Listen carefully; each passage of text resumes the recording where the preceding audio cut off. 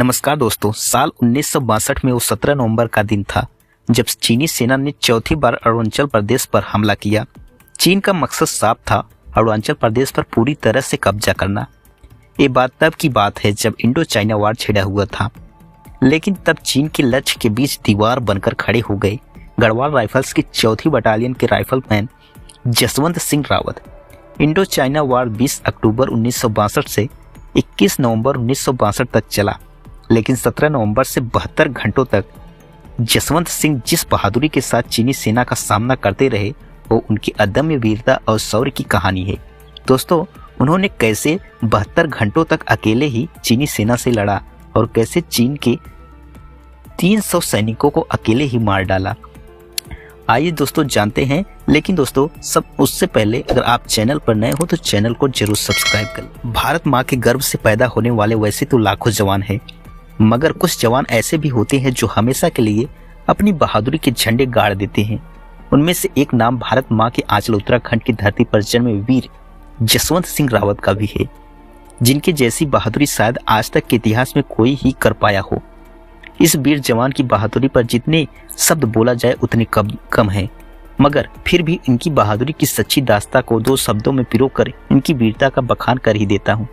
पिता गुमान सिंह रावत की देख रेख में पले बढ़े और लीला देवी रावत की कोख में जन्मे वीर जसवंत सिंह रावत का जन्म 19 अगस्त 1941 को उत्तराखंड में हुआ था।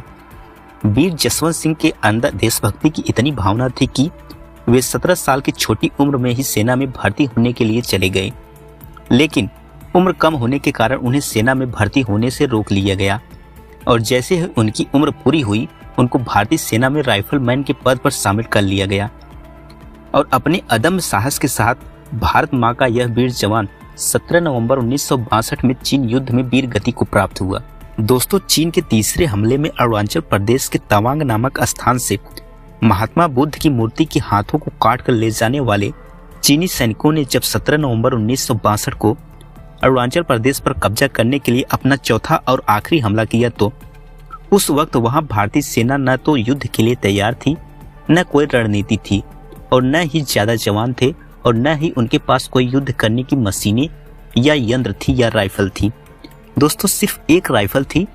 पोस्ट पर सिर्फ 3 जवान मौजूद थे, जिनमें से पहले थे राइफलमैन जसवंत सिंह रावत, दूसरे थे लांस नामक त्रिलोकी सिंह नेगी, तीसरे थे राइफलमैन गोपाल सिंह गुसाई। दोस्तों, कैसे जसवंत सिंह ने 72 घंटे तक अकेले लड़ते रहे और 300 सैनिकों को मार गिराया। इस वक्त जसवंत सिंह रावत ने एक कड़ा और अदम्य फैसला किया कि कुछ भी हो जाए वो वापस नहीं जाएंगे। उन्होंने लांस नायक त्रिलोकी सिंह नेगी और राइफलमैन गोपाल सिंह गुसाई को वापस भेज दिया और खुद नूरानांग की पोस्ट पर तैनात होकर दुश्मनों को आगे न बढ़ने का फैसला किया। जसवंत सिंह रावत ने अकेले ही 72 घंटों तक चीन से लड़ा और 300 चीनी सैनिकों को मार गिराया और किसी भी चीनी को आगे नहीं बढ़ने दिया।